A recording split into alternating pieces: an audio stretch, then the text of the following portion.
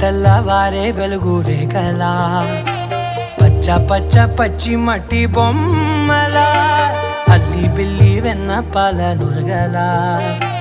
అచ్చ తెలుగు ఇంటి పూల కొమ్మలా దేవదేవుడే పంపగా ఇలా దేవతే మా ఇంట అడుగే పెట్టెనంట బ్రహ్మ కళ్ళలో కాంతులే మా అమ్మలా మా కోసం మళ్ళీ లాలి పాడేనంట.